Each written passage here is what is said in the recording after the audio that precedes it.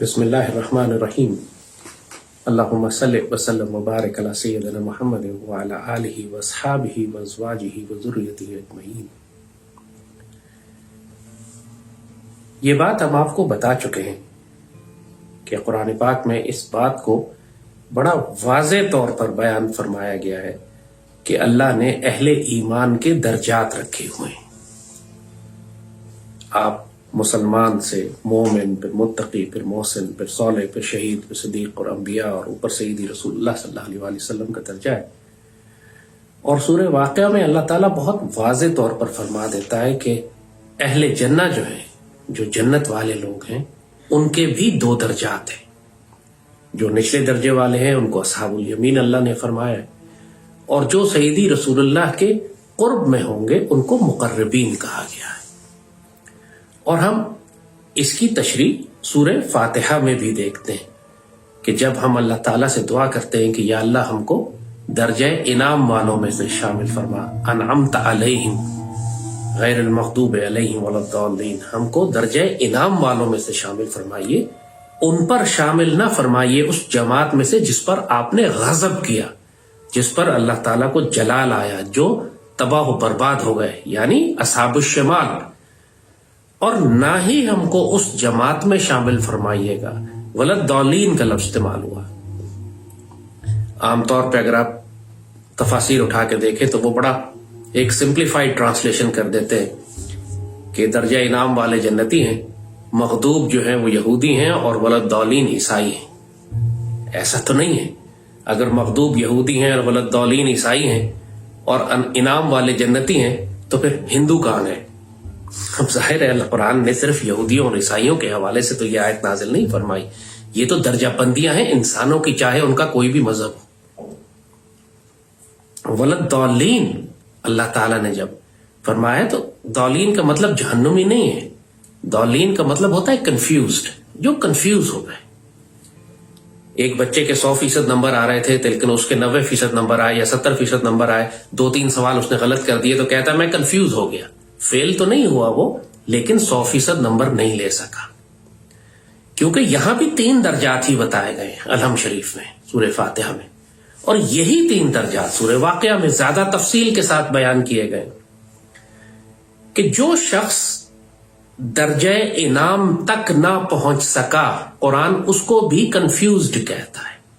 ظاہر ہے ہر انسان میں یہ صلاحیت موجود ہے، اللہ تعالیٰ نے یہ تحفہ اس کے لیے کھولا ہوا ہے کہ وہ انعمت علیہم کے درجے میں ہو، یعنی انبیاء، صدیقین، شہداء اور صالحین کے ساتھ۔ لیکن اگر وہ انبیاء، صدیقین، شہداء اور صالحین کے ساتھ نہ ہو سکا تو اس کا مطلب ہے کہ وہ مقربین میں شامل نہ ہو سکا، وہ اصحاب الیمین تک ہی رک گیا۔ یعنی کوئی شخص اگر متقی کے درجے تک فائز ہو سکتا تھا لیکن وہ مسلمان اور مومن کے ہی رک گیا درجے پہ، تو آپ کہہ سکتے ہیں کہ وہ ایک حد تک کنفیوز ہو گیا، اوپر نہیں جا سکا، گو کہ جہنمی نہیں ہے، وہ انشاءاللہ جنتی ہے، مگر وہ زیادہ نمبر لے سکتا تھا، زیادہ بلند مرتبہ اور مقام لے سکتا تھا، لیکن وہاں تک نہیں پہنچ سکا۔ یہ ہے ضالین۔ ضالین جہنمی نہیں ہے، ضالین کا مطلب عیسائی نہیں ہے۔ جہنم میں جو جائے گا، چاہے وہ عیسائی ہو، ہندو ہو، یہودی ہو، سکھ ہو، بدھ ہو، یا منافق مسلمان ہو، وہ سب مغضوب علیہم کے درجے میں آتے ہیں۔ اور ضالین میں وہ سب آتے ہیں کہ جو اونچا مقام حاصل کر سکتے تھے اہل ایمان میں سے، لیکن کنفیوز ہو گئے، حقیقت کو نہ جان سکے، معرفت کا سفر نہ کر سکے، مرشد کامل کو نہ حاصل کر سکے، سیدی رسول اللہ سے ظاہری باطنی نسبت نہ قائم کر سکے، لہذا درجہ انعام میں ہونے کے بجائے اصحاب الیمین میں رک کر وہیں ٹھہر گئے۔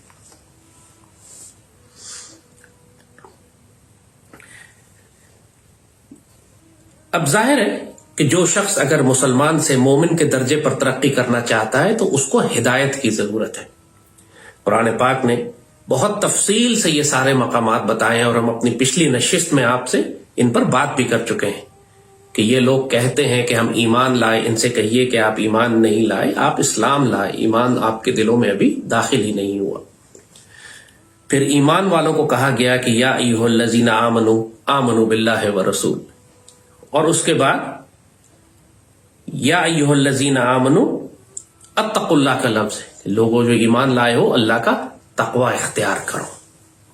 ظاہر ہے اللہ حکم دے رہا ہے کہ ایک درجے سے نکلو اوپر والے درجے پر جاؤ، اور ہر ایک درجے سے نکل کر دوسرے درجے میں جانے کے جو آداب ہیں اور جو اس کا مقام ہے اور جو اس کے تقاضے ہیں اس پر ہم بات کر چکے ہیں پچھلی نشستوں میں. اب ظاہر ہے کسی شخص نے اگر متقی سے اوپر جانا ہے، متقی تو بہت بڑا مقام ہوتا ہے، بڑا نیک اور متقی آدمی ہے ہم کہتے ہیں. متقی کا مطلب ہے کہ وہ جنتی ہے. اگر کوئی مسلمان متقی کے درجے پر فائز ہو گیا ہے تو کیسے متقی بنا ہے؟ وہ متقی ایسے بنا ہے کہ اس نے شریعت پر عمل کیا ہے، اللہ اس کے رسول صلی اللہ علیہ وآلہ وسلم پر ایمان لایا ہے، وہ غیب پر بھی ایمان رکھتا ہے اور اپنے عمل سے بھی ثابت کرتا ہے کہ وہ ایک مسلمان ہے، اسی لیے اس کو متقی کہتے ہیں. حرام اور حلال سے بچتا ہے، تقوی کی روش اختیار کرتا ہے. تو جب متقی سے کہا جا رہا ہے کہ تم ہدایت پاؤ، متقی کو اب ہدایت دینی ہے، تو اس کا کیا مطلب ہے؟ اس کا مطلب ہے کہ متقی کو اب ایک مزید نئے بلند مرتبے تک لے جانے کی بات کی جا رہی ہے. اور متقی کو بلندی تک کیا چیز لے کر جائے گی؟ کیا متقی کو، اب ہم ایک حیران کن بات آپ کے سامنے کریں گے، کیونکہ عام طور پر لوگ ترجموں میں غلطی کر دیتے ہیں. یہی ہم نے پہلے پروگرام میں آپ کو بتایا تھا، پہلی نشست میں، کہ قرآن پاک کو براہ راست پڑھنے کی کوشش کریں، کیونکہ ترجموں میں انسان الجھ جاتا ہے اور کنفیوز ہو جاتا ہے، ضالین ہو جاتا ہے. اقبال بابا نے بھی جب قرآن پاک ترجموں سے پڑھا اور اس کے بعد حقیقت قرآن کی دیکھی اور براہ راست قرآن سے فیض لیا تو بے چین ہو کے پکار اٹھے تھے. اللہ تعالیٰ سے شکایت کی تھی انہوں نے کہ میرے مالک آپ کے احکامات بالکل برحق ہیں، ہر چیز واضح ہے، مگر یہ حرف شیریں ترجمہ تیرا ہے کہ میرا. مالک کی ترجمہ آپ نے کیا یا میں نے کیا؟ اللہ نے ترجمہ تو نازل نہیں کیا، اللہ نے تو قرآن نازل کیا، ترجمہ تو انسانوں نے کیا. اور جب انسان اپنی محدود عقل کے مطابق، ظاہر ہے اگر ایک ترجمہ ایک مسلمان نے کیا ہے تو وہ اپنی محدود علم اور عقل اور نور کے مطابق قرآن کا ترجمہ کرے گا. اگر ایک ترجمہ ایک مومن نے کیا اور ایک متقی نے کیا اور ایک محسن نے کیا اور ایک صالح نے کیا، ہر کوئی اپنے نور اور ظرف اور مرتبے اور مقام کے مطابق اسی قرآن سے فیض لے گا. قرآن تو یہی رہے گا. اقبال بابا نے مزید اس پہ ایک دفعہ اللہ تعالیٰ سے شکایت کی، احکام تو آپ کے برحق ہیں مگر اپنے مفسر تعویل سے بناتے ہیں قرآن کو پائجند. یعنی احکامات تو بالکل واضح ہیں اللہ کے، لیکن جو مفسر ہیں وہ تعویلیں نکالتے ہیں اور قرآن کو سنسکرت کی اور ایک مشکل کتاب بنا دیتے ہیں جو کوئی انسان سمجھ ہی نہیں سکتا، مگر اپنے مفسر تعویل سے بناتے ہیں قرآن کو پائجند. پائجند ایک پرانی، جیسے کہا کہ سنسکرت کی اور ہندی زبان کی یا پرانی فارسی اور مجوسیوں کی کوئی کتاب تھی جس کو کوئی سمجھ ہی نہیں سکتا تھا سوائے اس کے اپنے لوگوں کے. تو قرآن پاک تو ایسا نہیں ہے. قرآن پاک ایک جانب قرآن اپنا تعارف کرواتے ہوئے کہتا ہے کہ قرآن ھدی للناس ہے، تمام انسانوں کے لیے ہدایت ہے. جبھی تو آپ دیکھتے ہیں دنیا میں کہ اتنے کافر ہر سال جو مسلمان ہوتے ہیں وہ متقی تو نہیں ہوتے، مسلمان تو نہیں ہوتے، مومن تو نہیں ہوتے. وہ تو قرآن اٹھاتے ہیں، قرآن پڑھتے ہیں اور حیران ہو جاتے ہیں کہ قرآن میں کیا لکھا ہوا ہے اور ایمان لے آتے ہیں. قرآن ھدی للناس ہے، تمام دنیا کے انسانوں کے لیے ہدایت ہے، چاہے وہ مسلمان ہو یا نہ ہو. ظاہر ہے کہ انسان کو مسلمان ہونے کے لیے قرآن چاہیے، اور مسلمان ہونے کے بعد مومن اور متقی بننے کے لیے قرآن چاہیے. قرآن کے سفر کا آغاز متقی یا محسن کے مقام سے نہیں ہوتا، قرآن کے سفر کا آغاز انسان کے سفر سے ہوتا ہے. قرآن اللہ نے انسانوں کے لیے نازل فرمایا. خود قرآن تعارف کرواتا ہے اپنا کہ قرآن ھدی للناس ہے.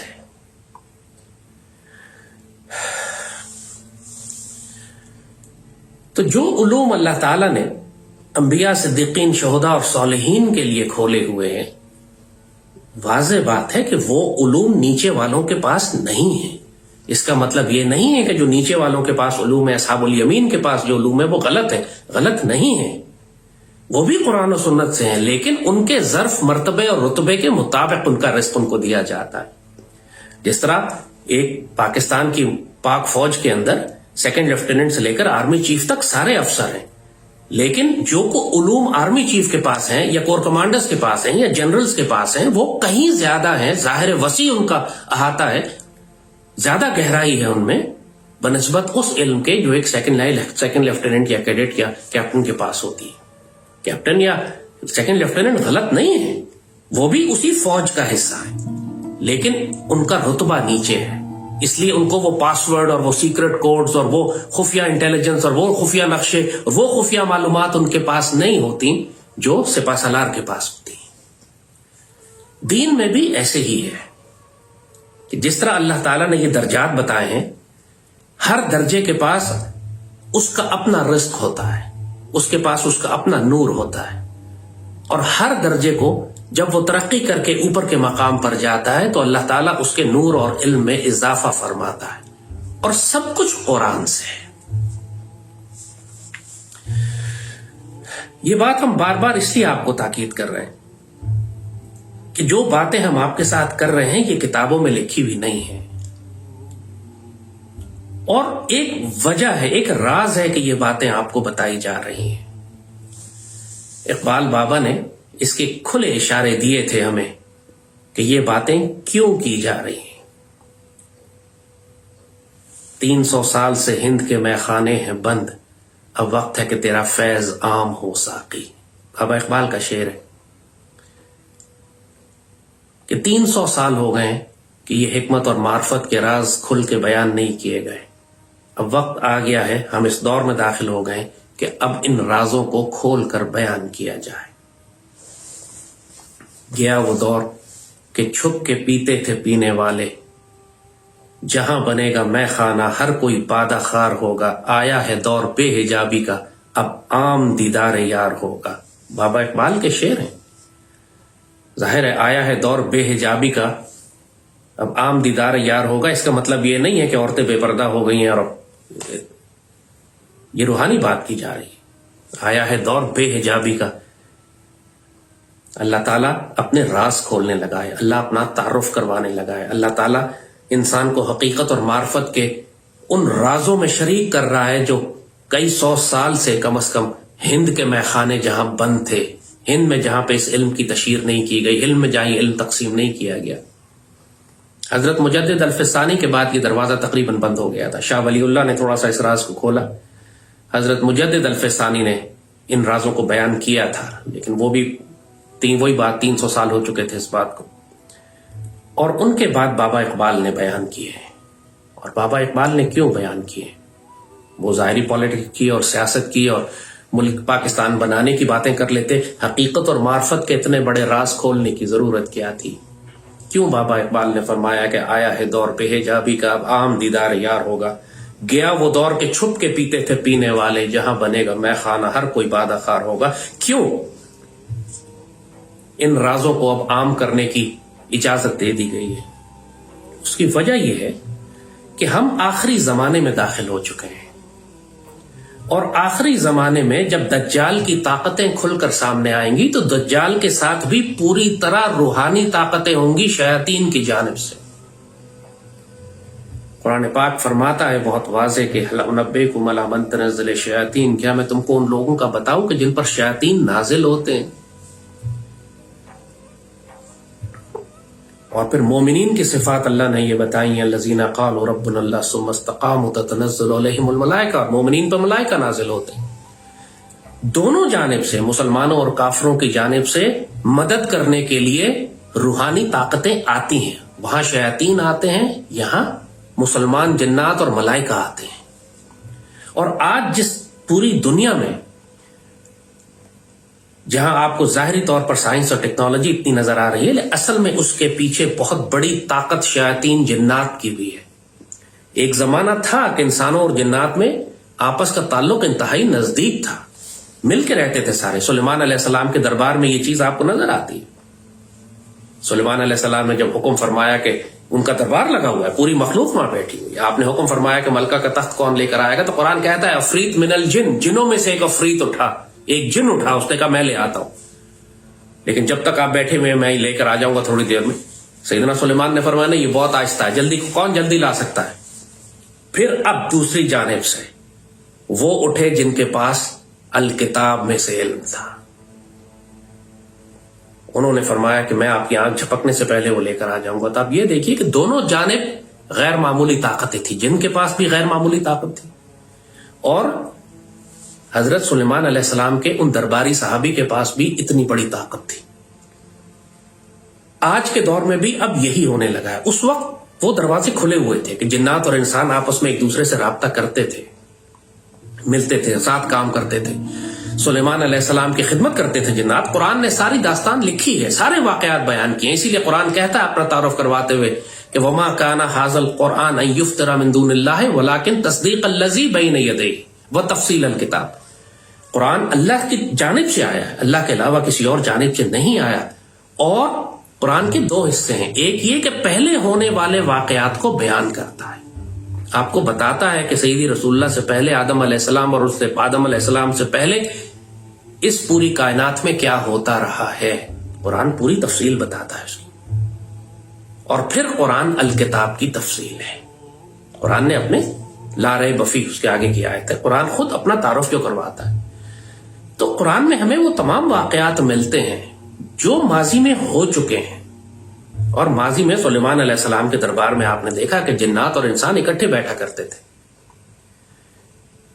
حضرت نوح علیہ السلام کے طوفان کے بعد دنیا کا ایک نیا نظام بنایا گیا تھا. یعنی آپ آج کی اصطلاح میں بات کریں تو نوح علیہ السلام کا طوفان ایک گلوبل ریسیٹ تھا. اس سے پہلے انسانوں کی زندگیاں بھی طویل ہوا کرتی تھیں. آپ نے خود قرآن میں لکھا ہوا ہے کہ نوح علیہ السلام نے 950 سال تک تبلیغ کی. 950 سال تک تبلیغ کی. اس سے پہلے آپ کی عمر کتنی ہوگی قرآن اس کا ذکر نہیں کرتا. پہلے انسانوں کے قد بھی لمبے تھے, ان کی عمریں بھی زیادہ تھیں. حضرت نوح علیہ السلام کے طوفان کے بعد جب ایک نیا گلوبل ریسیٹ ہوا, وہ تمام دنیا میں آج جو لوگ ہیں حقیقتاً یہ آدم علیہ السلام کی اولاد نہیں ہے. یہ اس گروہ اور اس جماعت کی اولاد ہیں جو نوح علیہ السلام کے ساتھ کشتی میں تھی.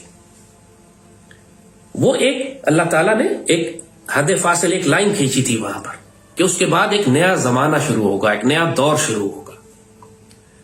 اور اس کے بعد پھر جو انسان آگے تخلیق ہوئے, آگے پیدا ہوئے, وہ آج کی انسانیت ہے جس کی عمریں کم ہیں. آپ دیکھتے ہیں ہمارے قد بھی چھوٹے ہیں, ہماری عمریں بھی کم ہیں. اور یہ وہ انسان جو دنیا میں آج پھیلے ہوئے ہیں وہ نوح علیہ السلام کے طوفان کی بعد کی نسل ہے. ایک اللہ نے نیا نظام بنا دیا, ایک نئی دنیا آباد کی جس میں جنات کو الگ کر دیا گیا انسانوں کے ساتھ. ان کی دنیا الگ بسا دی گئی, انسانوں کی دنیا الگ بسا دی گئی. انٹریکشن ہوتا ہے ابھی بھی, لیکن وہ ایک بہت ہائی پلین پہ جا کے. جیسے اس کا بھی قرآن نے اس کی مثال دی ہے کہ سیدی رسول اللہ نے فرمایا, سورہ جن پوری قرآن میں موجود ہے, سورہ رحمان پورا کا پورا, یا معاشر وہ جن کی بات ہے, فَبِأَيِّ آلَاءِ رَبِّكُمَا تُكَذِّبَانِ, تم اپنے رب کی کن کن نعمتوں کو جھٹلاؤ گے. اے جن و انس, جنات اور انسان دونوں کو مخاطب اللہ نے کیا. سو وہ پورا ایک نظام تو ہے ان کا, جنات کا بھی. اور سیدی رسول اللہ کی سنت مبارک سے ثابت ہے, قرآن کی آیتیں ہیں کہ جنات آئے سیدی کے پاس, قرآن سنا, مسلمان ہوئے, سیدی کے ہاتھ پہ بیعت کی اور چلے گئے اور اسلام پھیلانے لگے. اور آج دنیا میں مسلمان جن بھی ہیں اور کافر جن بھی ہیں. یہ ساری باتیں قرآن سے ثابت ہیں, سیدی رسول اللہ کی سنت سے ثابت ہیں. تو یہ جو ہمارے آج کے دور کے دجالی نظام ہے, دجال ایک بہت بڑی شیطانی طاقت ہے. ابلیس کی پوری طاقت ہوگی اس کے پاس, اس کے ساتھ شیاطین جنات بھی ہوں گے. اور ممکن نہیں ہے مسلمان کے لیے ان کا مقابلہ کر سکے جب تک آپ کی جانب پہ اللہ تعالیٰ نے ملائکہ اور مسلمان جنات کی طاقتیں نہ رکھی ہوں, وہ علوم نہ رکھے ہوں کہ جو پہلے انبیاء کے پاس اور سیدی رسول اللہ کے صدقے ان کی امت کو تقسیم ہوئے ہیں. اس کی مثالیں بھی ہم نے آپ کو پہلے دی تھی کہ تمام صحابہ کرام کے پاس وہ الکتاب کے علم تھے جو سلیمان علیہ السلام کے درباری کے پاس تھے. تمام بڑے بڑے اکابر صحابہ کے پاس تھے, سیدنا ابوبکر کے پاس, سیدنا عمر, سیدنا عثمان, سیدنا علی, حضرت سعد بن ابی وقاص, عمر بن عاص, ان ساروں کے واقعات, خالد بن ولید, ان کے واقعات تو ڈاکومنٹڈ ہیں نا. باقی کتنے صحابہ کے پاس تھے, لیکن وہی بات کہ تماشا نہیں لگایا جاتا تھا. کوئی بہت ضرورت ہو, کوئی ایمرجنسی ہو تو ان طاقتوں کو استعمال کیا جاتا تھا. اور یہ سارے علوم الکتاب کے علوم ہیں. یہ سارے علوم وہ ہیں جس طرح الکتاب کے اندر بھی بہت سارے علوم چھپے ہوئے ہیں. جو الکتاب آپ کو سب بتایا تھا کہ ایک بہت بڑے وجود کا نام ہے, سیدی رسول اللہ کی حقیقت کا نام الکتاب ہے. بابا اقبال کا شعر ہم یہیں پہ استعمال کریں گے، کیونکہ معرفت اور حقیقت کی سب سے خوبصورت تشریح اگر اردو زبان میں کی ہے کسی نے تو بابا اقبال نے، جو آپ نے فرمایا کہ لوح بھی تو قلم بھی تو وجود تیرا الکتاب گنبد آبگینہ رنگ تیرے محیط میں حباب. لوح محفوظ بھی آپ ہیں، قلم اعلیٰ بھی آپ ہیں، آپ ہی کا وجود الکتاب ہے، پوری کائنات آپ کے وجود میں ایک بلبلہ ہے. اللہ اکبر وللہ الحمد. اس کے کانسیپٹ کا اندازہ ہے وہ کی بات کیا ہو رہی ہے یہاں پہ کہ یہ پوری کائنات سیدی رسول اللہ کی حقیقت کے اندر ایک بلبلہ ہے. یعنی وہ حقیقت کتنی بڑی ہوگی جو سیدی نے جب فرمایا کہ اللہ نے سب سے پہلے میرے نور کو ظاہر کیا اور اس کے بعد پوری کائنات میرے نور سے بنائی. سب کچھ نور مصطفیٰ ہی تو ہے.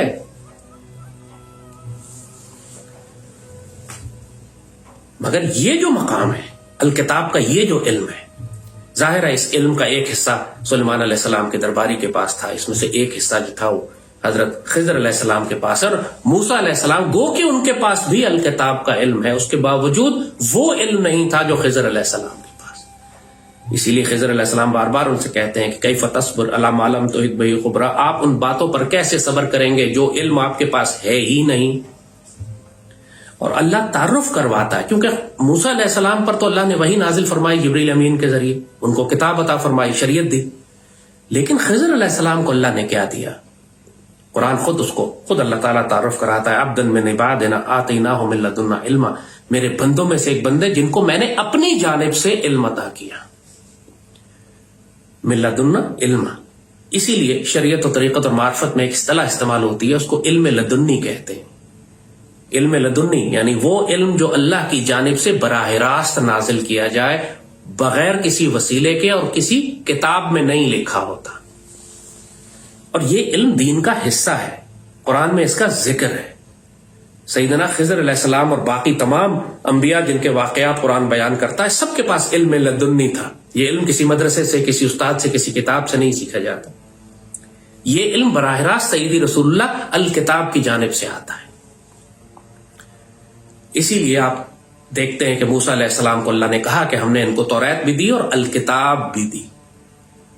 سیدنا عیسیٰ علیہ السلام کو اللہ نے فرمایا کہ ہم نے ان کو توریت اور انجیل بھی دی اور الکتاب بھی دی. اور ایک چوتھی چیز قرآن میں سیدنا عیسیٰ کے حوالے سے اللہ فرماتا ہے بَأَيَّدْنَاهُ بِرُوحِ الْقُدُسِ، ہم نے سیدنا عیسیٰ علیہ السلام کی مدد کی سیدی رسول اللہ صلی اللہ علیہ وآلہ وسلم سیدنا روح القدس کے ذریعے. اللہم صلی وسلم وبارک علی سیدنا محمد وعلی آلہ وصحبہ وسلم. یہ بات بہت لوگوں کو عجیب سی لگے گی. روح القدس سیدی رسول اللہ کا اسم مبارک ہے. مسجد نبوی کی دیواروں پہ جو سیدی کے اسم مبارک لکھے ہوئے اس میں روح القدس آپ کا نام لکھا. پھر ساری کتابیں اٹھا لیجئے جہاں پہ سیدی رسول اللہ کے اسماء مبارک ہیں، وہاں سیدنا روح القدس صلی اللہ علیہ وآلہ وسلم آپ کا اسم مبارک ہے.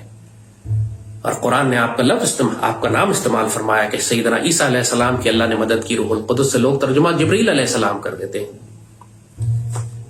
روح القدس کا ترجمہ جبریل علیہ السلام نہیں ہے، سیدی رسول اللہ ہے. سیدی رسول اللہ سے مراد حقیقت مصطفیٰ، وہ بڑا وجود جو الکتاب ہے، گنبد آبگینہ رنگ جن کے وجود میں، جن کے محیط میں حباب ہے، بلبلہ ہے، جو لوح بھی ہیں، جو قلم بھی ہیں، جو لوح محفوظ بھی جن کے وجود میں اور قلم اعلیٰ بھی جن کے وجود میں، اور جن کا وجود ہی الکتاب ہے.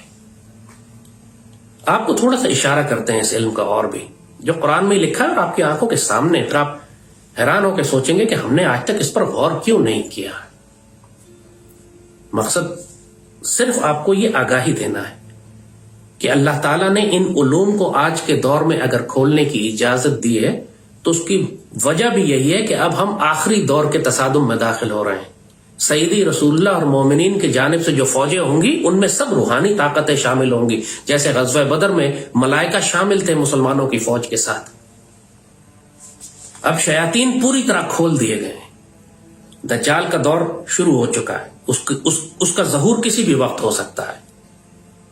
اور دجال کے ساتھ جو طاقتیں ہوں گی بہت خوفناک طاقتیں ہوں گی. وہ آج کل آج جس کو آپ سائنس اینڈ ٹیکنالوجی کہتے ہیں اس میں ان شیاطین کا بہت دخل ہے.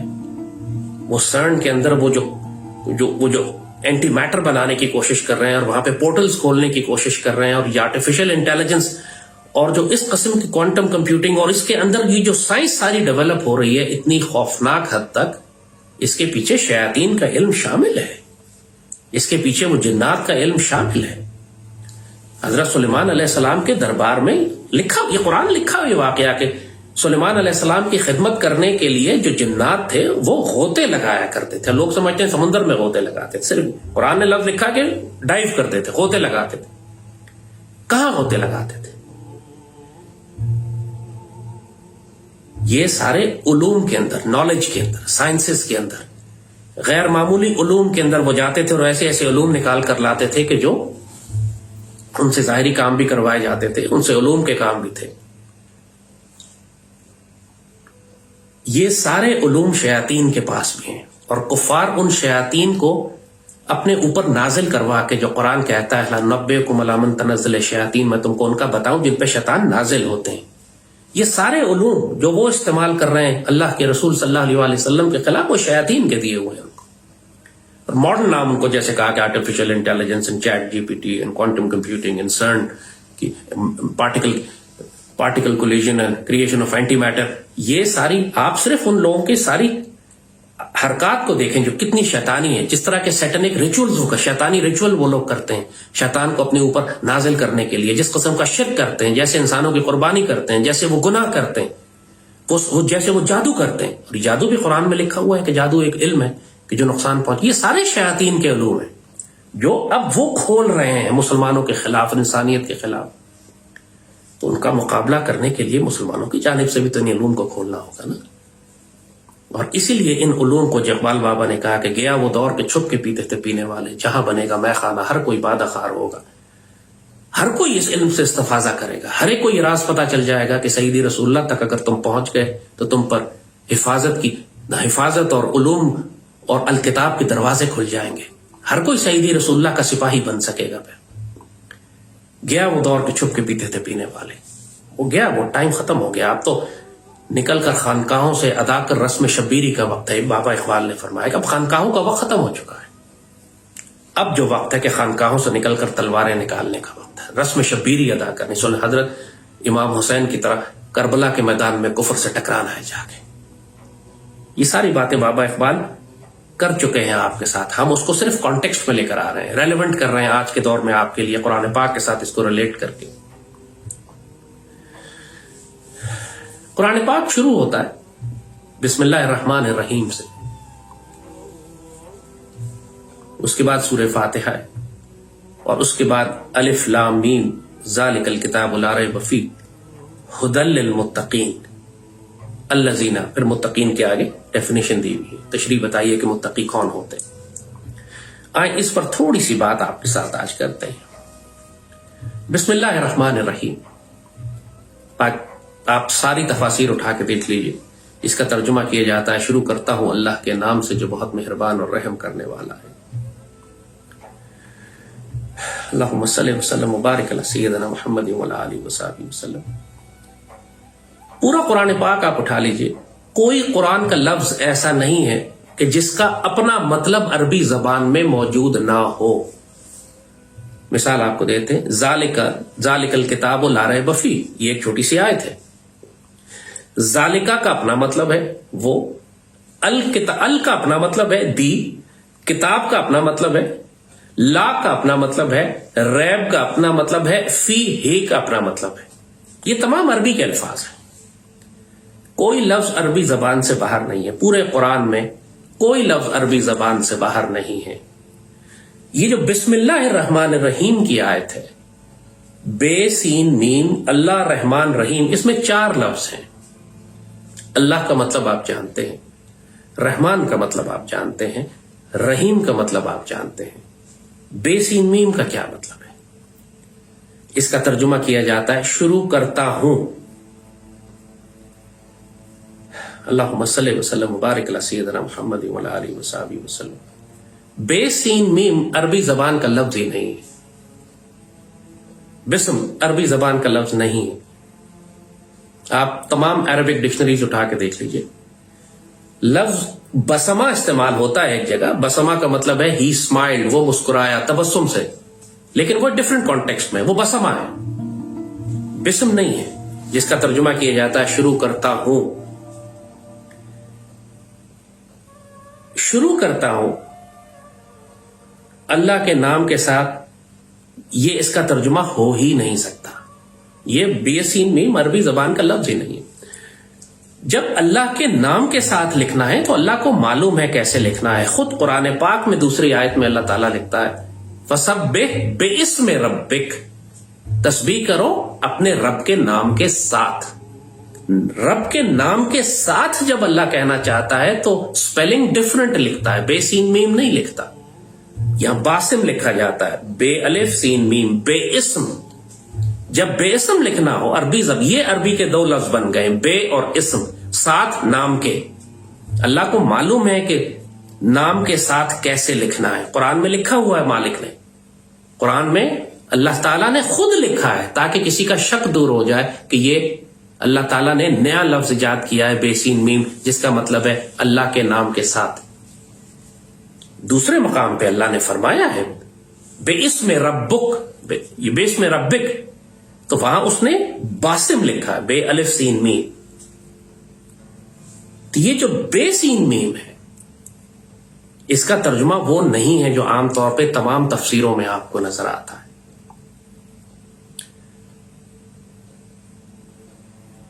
بے سین میم اولیاء اور فقراء یہ فرماتے ہیں کہ یہ حروف مقطعات کے رازوں میں سے ہے.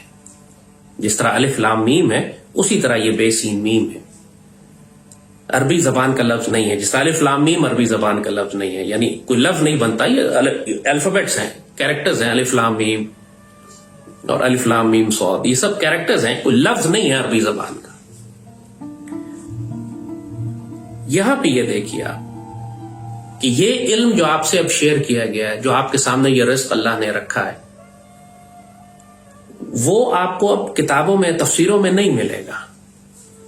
بے سین میم کا اگر قریب ترین ترجمہ کیا جا سکتا ہے، گو کہ یہ ایک ایسا راز ہے کہ جو صرف جو اس مقام پر پہنچتا ہے اس کو اللہ اس کے رسول صلی اللہ علیہ وسلم کی جانب سے خود عطا ہوتا ہے. اس کا جو قریب ترین ترجمہ کیا جا سکتا ہے وہ یہ نہیں ہے کہ شروع کرتا ہوں اللہ کے نام کے ساتھ جو بہت رحم کرنے والا اور مہربان ہے. ترجمہ اس کا یہ ہوگا کہ شروع کرتا ہوں اللہ کے ساتھ جو نہایت مہربان اور رحم کرنے والا ہے. اللہ کے نام کے ساتھ نہیں، اللہ کے ساتھ. دونوں کا فرق نظر آیا آپ کو؟ وہ اللہ خود فرماتا ہے وہ معکم اینما کنتم، وہ اللہ تو آپ کے ساتھ ہے آپ جہاں مرضی ہو. وہ تو شرک سے زیادہ نزدیک. اللہ کے نام کے ساتھ شروع کرنے میں اور اللہ کے ساتھ شروع کرنے میں یہ وہ درجہ بندی کا فرق ہے. جو مسلمان ہے، جو مومن ہے، جو متقی ہے، محسن ہے، وہ اللہ کے نام سے شروع کرتے ہیں. اور جو انبیاء اور صدیقین اور شہداء اور صالحین کے مقام پر ہیں وہ اللہ کے ساتھ شروع کرتے ہیں. اللہم صلی وسلم مبارک علی سیدنا محمد وعلی آلہ وصحبہ وسلم. آپ سورہ فاتحہ میں آئیے.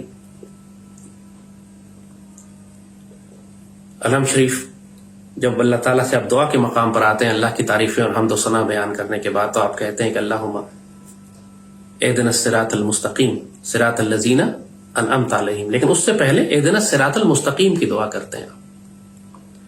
آپ اللہ سے کہتے ہیں ہم کو صراط مستقیم عطا فرمائے. اب یہاں پر بھی غور کیجئے گا، درجے کا فرق ہے. جو عام ترجمہ صراط مستقیم کا کیا جاتا ہے یا اللہ ہم کو سیدھے راستے پر چلا. اور اگر ہم آپ کو یہ بتائیں کہ صراط مستقیم سیدی رسول اللہ صلی اللہ علیہ وآلہ وسلم کا ایک اسم مبارک ہے تو اب کیا مفہوم بن جائے گا؟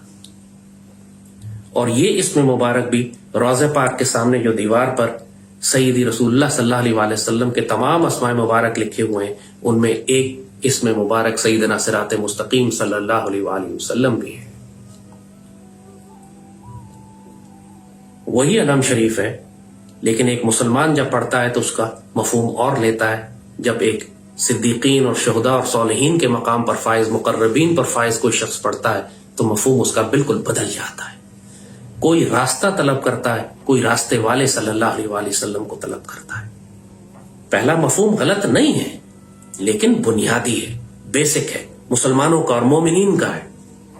لیکن جو دوسرا مفہوم ہے وہ انبیاء، صدیقین، شہداء اور صالحین کا ہے. اللہم اہدنا الصراط المستقیم. اب یہ مفہوم ہوگا اس کا کہ میرے مالک مجھے سیدی رسول اللہ تک پہنچا دے. اور سیدی رسول اللہ تک پہنچا دے. یہ ان کا راستہ ہے، صراط الذین انعمت علیہم، یہ ان کا راستہ ہے جو انبیاء، صدیقین، شہداء اور صالحین ہیں. قلم شریف کا مفہوم اب بدل نہیں گیا آپ کے لیے. پچھلا مفہوم جو آپ جانتے تھے غلط نہیں ہے، لیکن یہ اس سے اوپر کا درجہ ہے.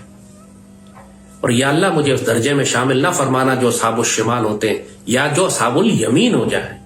حقیقت میں آپ یہ بھی اللہ سے دعا کر رہے ہوتے ہیں کہ مالک مجھے اصحاب الیمین کے درجے پر روک نہ دینا، مجھے درجہ انعام تک لے کر آنا. آپ درجہ انعام طلب کر رہے ہیں، اللہ نے حکم فرمایا ہے آپ کو کہ درجہ انعام طلب کرو، کوشش کرو. تم نے صرف جنت پہ نہیں رکنا، تم نے جنت والے کو طلب کرنا ہے. اور جنت والے کو طلب کرتے ہیں ان کو جنت ملتی ہے. جن کے نزدیک صراط مستقیم راستے کا نام ہے وہ جنت تک جائیں گے، اور جن کے نزدیک صراط مستقیم صلی اللہ علیہ وآلہ وسلم ہے وہ سیدنا صراط مستقیم صلی اللہ علیہ وآلہ وسلم کو ایسے تھام لیں گے کہ یہ رشتہ کبھی ٹوٹنے والا نہیں. فقد استمسک بالعروۃ الوثقی لا انفصام لها. اور یہاں پر آپ کو بتا دے کہ عروۃ الوثقی بھی سیدی رسول اللہ کا ایک اسم مبارک ہے. اللہم صلی وسلم مبارک علی سیدنا محمد وعلی آلہ وصحبہ وسلم. کوئی آپ مجھ سے دلیل مانگتے ہیں، دوبارہ آپ مسجد نبوی چلے جائیے،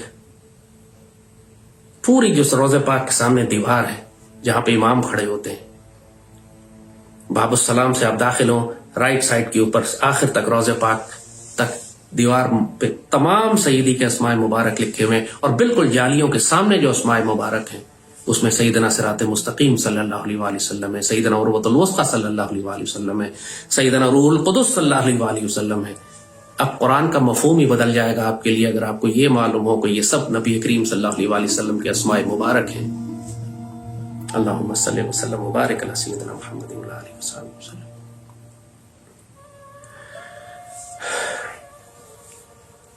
اب پھر آپ قرآن شروع کرتے ہیں، الف لام میم ذالک الکتاب لا ریب فیہ. اب پوری دنیا کے ٹرانسلیشن اور ترجمے اب یہیں بتائیں گے. وہ اقبال بابا کی شکایت، میرے مالک کی حرف شیریں ترجمہ تیرا ہے کہ میرا مالک. ترجمے آپ نے کیے تھے کہ میں نے کی؟ آپ نے تو قرآن بھیجا تھا، ترجمہ تو میں نے کیا. پوری دنیا کی ٹرانسلیشن اٹھا لیجیے، آپ وہ یہی کہیں گے کہ دس از دا بک ان وچ دیر از نو ڈاؤٹ، یہ وہ کتاب ہے جس میں کوئی شک نہیں، اور ہدایت ہے متقین کے لیے. اب آپ بات سمجھ گئے ہوں گے کہ ہم کیا بات کرنے جا رہے ہیں. عربی زبان میں ذالکہ کا ترجمہ یہ نہیں ہوتا، ذالکہ کا ترجمہ ہوتا ہے وہ. It's not this, it's that. ہاذا کا ترجمہ ہے دس، ذالکہ کا ترجمہ ہے دیٹ. مگر ساری ٹرانسلیشن یہی کی جاتی ہیں یہ وہ کتاب ہے جس میں کوئی شک نہیں. حالانکہ جو پہلا لفظ ہے وہ that is the book in which there is no doubt, this is the book in which there is no doubt نہیں ہے. اس کی ٹرانسلیشن ہو سکتی نہیں. ذالکہ اور ہاذا کا بہت واضح فرق ہے. یعنی یہ عجیب مقام ہے کہ جہاں ذالکہ کا ترجمہ ہاذا کیا جاتا ہے، دیٹ کا ترجمہ دس کیا جاتا ہے. اب آپ پڑھیں کہ الف لام میم that is the book in which there is no doubt ذالک الکتاب لا ریب فیہ. وہ الکتاب ہے جس میں کوئی شک. الف لام میم وہ الکتاب ہے جس میں کوئی شک نہیں.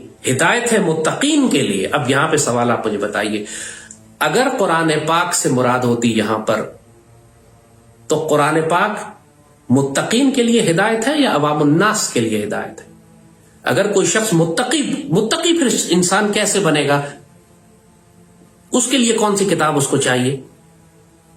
وہ کون سی کتاب پر عمل کر کے وہ متقی کے درجے تک پہنچے گا؟ متقی تو پہلے ہی جنتی ہوتے ہیں. یہ بات آپ کو تفصیل سے بتا دی ہے پہلے. متقی کو ہدایت کس سے ملے گی؟ اس کو کون سی ہدایت چاہیے؟ ظاہر ہے کہ یہاں مراد قرآن پاک ہو ہی نہیں سکتا.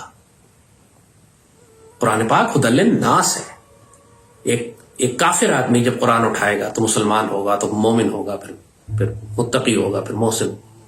درجات اس کے آہستہ چل. جب وہ متقی کے درجے تک پہنچتا ہے تو اب اس کو الکتاب سے علم ملتا ہے. سورہ یونس کی 37ویں آیت ہے شاید کی، جس میں اللہ تعالیٰ خود قرآن پاک کا تعارف کرواتا ہے. وما كان هذا القرآن يفترى من دون الله ولكن تصديق الذي بين يديه وتفصيل الكتاب لا ريب فيه. قرآن جب اپنی تفسیر خود کرتا ہے، قرآن اپنی آیتوں کی جب خود تفسیر کرتا ہے تو الفاظ بالکل ملتے جلتے استعمال کرتا ہے.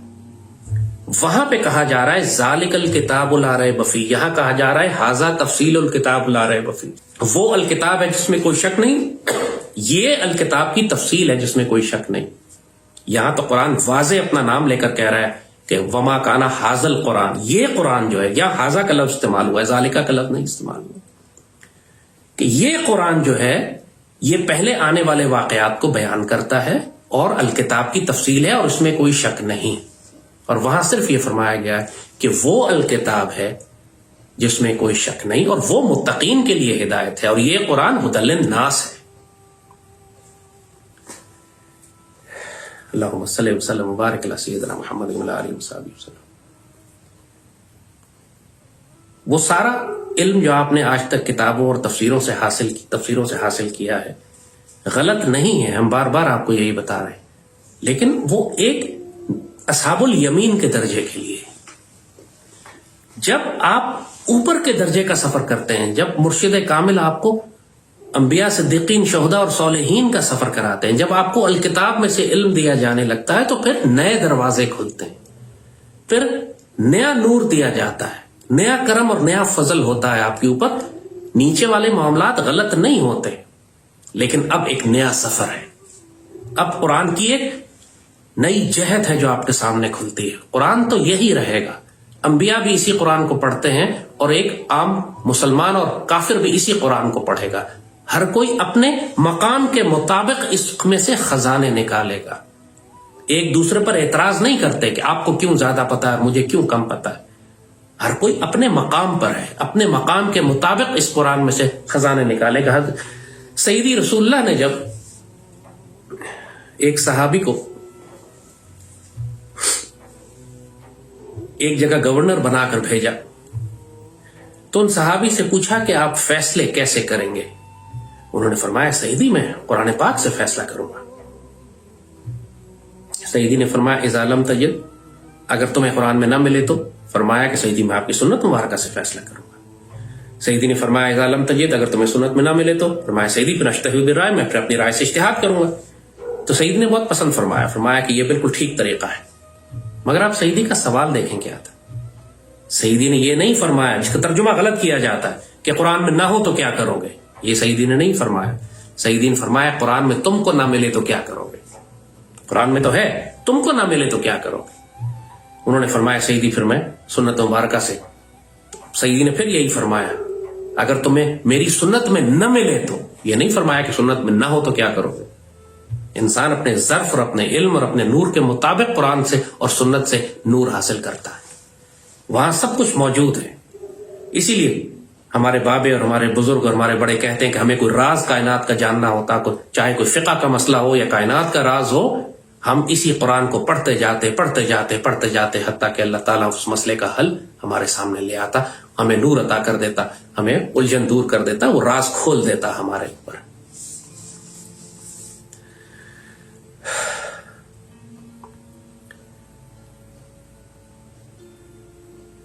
مرشد کامل کو تلاش کریں. جو بابا اقبال نے کہا تھا کہ اگر کوئی شعیب میسر آ جائے تو پھر ریگستان میں بیابان میں پھرنے سے کلیم اللہ بننے تک 2 قدم کا سفر ہے. مرشد کامل کے بغیر یہاں سفر نہیں ہو سکتا. جب تک آپ کے پاس مرشد کامل نہیں ہے، سیدی رسول اللہ کو درخواست پیش کریں. حضرت اویس قرنی رضی اللہ تعالیٰ عنہ کے طریقے پر سیدی کو درخواست دیں، سیدی کو تحفے بھیجیں، درود شریف کی کثرت کریں، صدقات کریں اور سیدی کو تحفے بھیجتے رہیں. انشاءاللہ اپنی طلب کو، اپنی تڑپ کو صادق کریں کہ آپ واقعی رب کے طالب ہیں یا آپ صرف تفریح اور تماشے اور فیسنیشن کے لیے کہ میرے پاس بھی سپر پاور اور میجیکل پاورز آ جائیں گی اور مجھے بھی ایک نئی ڈائمنشن نظر آنے لگے گی، اس کے لیے آپ اس سفر پہ چلنا چاہتے ہیں. اگر آپ کی نیت ایسی ہے پھر آپ کو نہ مرشد کامل ملے گا، نہ آپ اس سفر پہ چل سکیں گے. زیادہ سے زیادہ اللہ مہربانی کرے گا تو آپ کو اصحاب الیمین میں داخل کر کے جنت میں داخل کر دے گا. مگر جیسے بابا اقبال نے کہا کہ اس وقت اللہ تعالیٰ نے یہ فیض کھول دیا ہے، جہاں بنے گا میں خانہ ہر کوئی بادہ خار ہوگا، آیا ہے دور بے حجابی کا بام دیدار یار ہوگا. اقبال بابا کا دوسرا شعر، میری سادگی دیکھ کیا چاہتا ہوں، تیرا سامنا چاہتا ہوں، میری سادگی دیکھ کیا چاہتا ہوں. وہ اس طرح یہ جو شعر ہے کہ اب اللہ تعالیٰ نے یہ کرم اور فضل کھولا ہے. ظاہر ہے اگر سیدی رسول اللہ کی امت پر یہ روحانی طاقتیں اور روحانی دروازے نہ کھولے جائیں تو پھر ہم دجال کی طاقتوں کا مقابلہ نہیں کر سکیں گے. ان کے پاس بہت خوفناک طاقتیں آ گئی ہیں. یہ آرٹیفیشل انٹیلیجنس صرف آپ کو ایک مثال دے رہے ہیں اس کی. اور یہ شیاطین کی طاقتیں ہیں ان کے پاس، جنات کی طاقتیں ہیں ان کے پاس. انسانی عقل سے یہ سب کچھ نہیں ہو رہا. ان لوگوں کو معلوم ہے یہ بات. فرعون کے وقت میں بھی جادوگروں کو استعمال کرتے تھے، اس سے پہلے بھی تمام یہ جنات اور شیاطین کو استعمال کرتے رہے. قرآن کہتا ہے کہ ان پہ شیاطین نازل ہوتے. مسلمانوں کو بھی جب تک یہ ساری روحانی طاقتیں اور الکتاب کا علم اور وہ تمام علوم جو انبیاء کو عطا ہوئے اور تمام علوم جو سیدی کے صدقے سیدی کی امت میں تقسیم ہوئے، اب ان کو کھولنے کا وقت آ گیا ہے. آپ کو وہ مرد مومن چاہیے کہ جن کی نگاہ سے تقدیریں تبدیل ہوں، جن کی دعا سے تقدیریں تبدیل ہوں، جو اللہ پہ قسم کھا لیں تو اللہ کی غیرت گوارا نہ کرے کہ ان کی قسم کو توڑ دے. خدا ان سے پوچھے کہ بتا تیری رضا کیا ہے. رزم ہو یا بزم ہو، پاک دل ہو، پاک باز ہو، ہاتھ ان کا ہو اللہ کا ہاتھ، کردار میں وہ گفتار میں اللہ کی برہان ہو. اب اس کی ضرورت ہے. اب یہ نسل تیار کرنی ہے. اب یہ اللہ کے بندے تیار کرنے ہیں جو سیدی رسول اللہ کی جانب سے سیدی کی امت کا دفاع کریں گے. اور یہ صرف تیروں تلواروں سے نہیں ہو سکے گا جب تک ایمان اور عشق اور ادب کے اس مقام پر آپ نہ ہو جس مقام پر سیدی رسول اللہ چاہتے ہیں آپ کو، جس مقام کے لیے آپ دعا کرتے ہیں اللہ سے، اہدنا الصراط المستقیم، یا اللہ مجھے انبیاء. اب اس کی تشریح کر دیتے ہیں بالکل واضح آپ کے سامنے. بسم اللہ سے شروع کریں. شروع کرتا ہوں اللہ کے ساتھ جو نہایت مہربان اور رحم کرنے والا ہے. یا اللہ مجھے سیدی رسول اللہ تک پہنچا دے. اہدنا الصراط المستقیم، یا اللہ مجھے سیدی رسول اللہ تک پہنچا دے، مجھے وہ رشتہ قائم کر دے. فقد استمسک بالعروۃ الوثقی لا انفصام لہا، جو رشتہ کبھی ٹوٹے گا نہیں. مجھے انبیاء صدیقین اور شہداء میں شامل فرما. مجھے ان میں نہ شامل فرمانا جو صحاب الشمال ہے، نہ مجھے ان میں شامل فرمانا جو صحاب الیمین ہے. اور میرے مالک مجھے الکتاب میں سے وہ علم عطا فرما کہ جو متقین کو ہدایت دیتا ہے کہ متقی انبیاء صدیقین شہداء اور صالحین کے ساتھ جا کر بیٹھے. الکتاب کا علم متقین کے لیے ہدایت ہے. الکتاب کا علم عام مسلمانوں کے لیے نہیں ہے. عام مسلمانوں کے لیے قرآن پاک ہے، لیکن جب آپ قرآن پاک پر عمل کر کے متقی پہنچتے ہیں تو وہاں پر آپ کو الکتاب سے ہدایت ملنا شروع ہوتی ہے.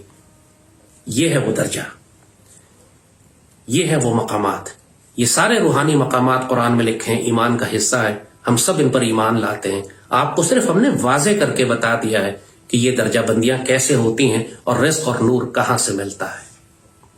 انشاءاللہ آنے والے وقتوں میں اس رزق پہ بات کریں گے جو اللہ نے تمام انبیاء کو تقسیم کیا اور اس کے بعد سیدی رسول اللہ کی امت پر تقسیم کیا، اور آج کس طرح یہ سیدی کی امت پر یہ فضل اور فیض جاری ہے. اللہم صلی وسلم وبارک علی سیدنا محمد وعلی آلہ وصحبہ وسلم.